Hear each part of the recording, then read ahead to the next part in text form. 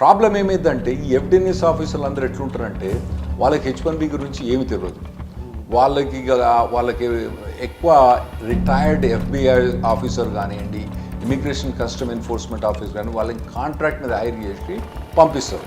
పంపించినప్పుడు వాడు వచ్చేమంటాడు, వీడు వచ్చి వాన్ ఎంప్లాయ్మెంట్ ఏంది, అక్కడ పని చేస్తుండా చేస్తలేడా, అది స్పెషాలిటీ ఆక్యుపేషనా కాదా, దానికన్నా ఎక్కువ నువ్వు ఎప్పటి నుంచి వచ్చినావు, నువ్వు 10 ఏళ్ళ నుంచి ఉంటానవా, మొత్తం ఇన్కమ్ ట్యాక్స్లు ఇయ్యి, నాకు మొత్తం నీ బ్యాంక్ స్టేట్మెంట్స్ ఇయ్యి, నీ W2 ఫామ్స్ ఇయ్యి, వచ్చిన కాంచి ఇప్పటిదాకా ఎంప్లాయీస్ మొత్తం లిస్ట్ చెప్పు, ఎండ్ క్లయింట్స్ లిస్ట్ చెప్పు అని మొత్తం మొదలు పెడతారు. ఇండివిజువల్ని కోకోకోలా ప్లేస్ చేసేటప్పుడు ఏం చేస్తుంది, ఫస్ట్ డెలాయిట్ దగ్గర కాంట్రాక్ట్ తీసుకొని, డెలాయిట్ మళ్ళీ ఆల్రెడీ మనకు కోకోకోలాతో కాంట్రాక్ట్ ఉంటుంది కాబట్టి దాన్ని అంటే ఒక లేయర్ ద్వారా కోకోకోలా పెడతారు అన్నట్టు.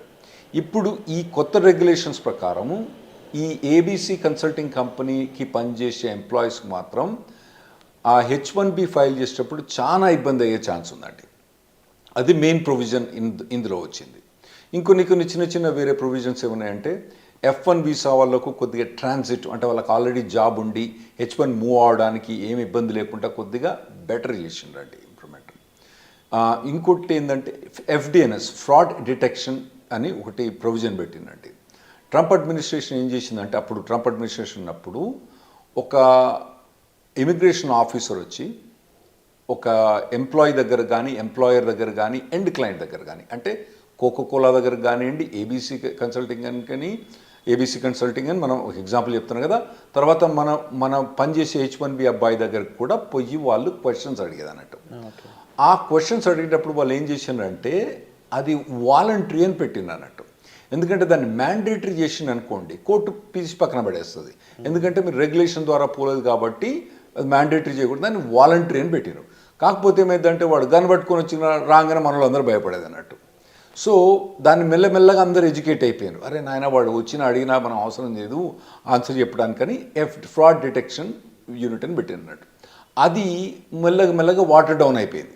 ఎందుకంటే ఎంప్లాయర్స్ కానీ, ఎండ్ క్లయింట్స్ కానీ, ఎంప్లాయీస్ కానీ అందరు ఎడ్యుకేట్ అయిపోయారు. అరే ఎందుకురా నాయన వాడు వెబ్సైట్లో క్లియర్గా చెప్పేసిండు కదా వాలంటరీ అని, మీరు ఎందుకు చేస్తారంటే అది వాటర్ డౌన్ అయిపోయింది. ఇప్పుడు వాడిని రెగ్యులేషన్ ద్వారా తీసుకొచ్చిండ్రు.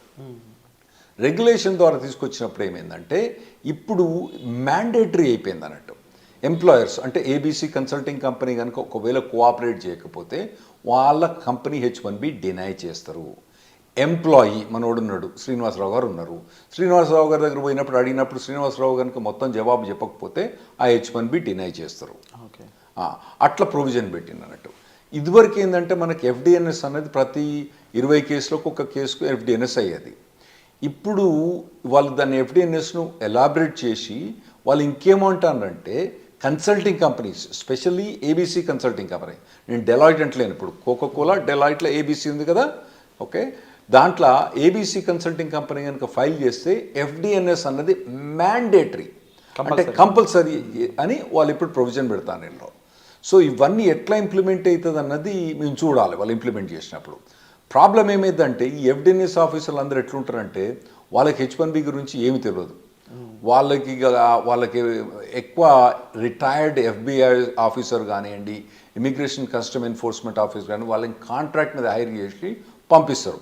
పంపించినప్పుడు వాడు వచ్చేమంటాడు, వీడు వచ్చి వాన్ ఎంప్లాయ్మెంట్ ఏంది, అక్కడ పని చేస్తుండా చేస్తలేడా, అది స్పెషాలిటీ ఆక్యుపేషనా కాదా, దానికన్నా ఎక్కువ నువ్వు ఎప్పటి నుంచి వచ్చినావు, నువ్వు 10 ఏళ్ళ నుంచి ఉంటానవా, మొత్తం ఇన్కమ్ ట్యాక్స్లు ఇయ్యి, నాకు మొత్తం నీ బ్యాంక్ స్టేట్మెంట్స్ ఇయ్యి, నీ W2 ఫామ్స్ ఇయ్యి, వచ్చిన కాంచి ఇప్పటిదాకా ఎంప్లాయీస్ మొత్తం లిస్ట్ చెప్పు, ఎండ్ క్లయింట్స్ లిస్ట్ చెప్పు అని మొత్తం మొదలు పెడతారు అన్నట్టు.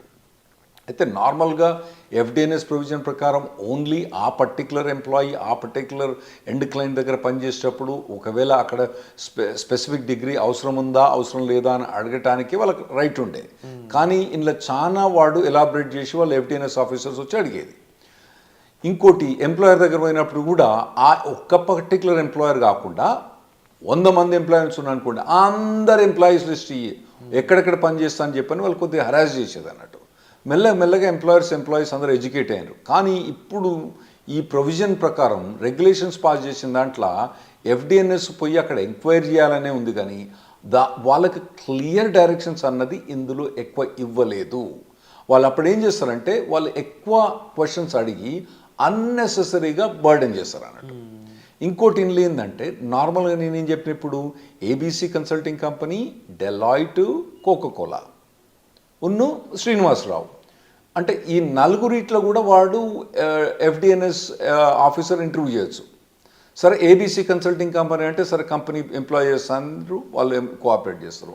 శ్రీనివాసరావు గారు ఉన్నారు కదా, మరి శ్రీనివాసరావు గారు ఎంప్లాయీ కాబట్టి కోఆపరేట్ చేస్తారు.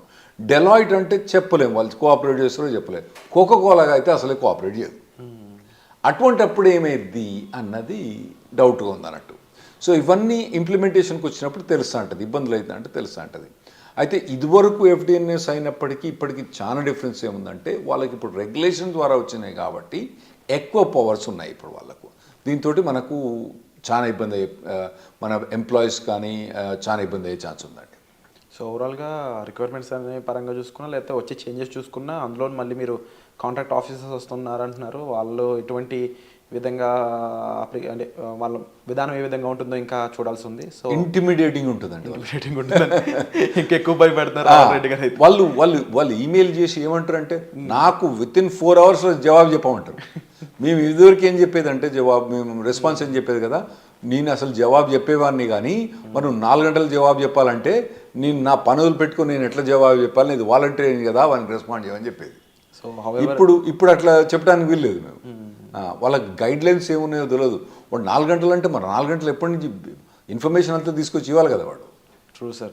And somehow thank you so much for the information sir. So ఇంకా వచ్చే ఎపిసోడ్లో స్పెషల్ ఆక్యుపేషన్కి సంబంధించి H1Bకి ఏ విధంగా ఉంటాయో కూడా తెలుసుకుందాము. సో వచ్చే ఎపిసోడ్ కోసం stay tune. Thank you so much.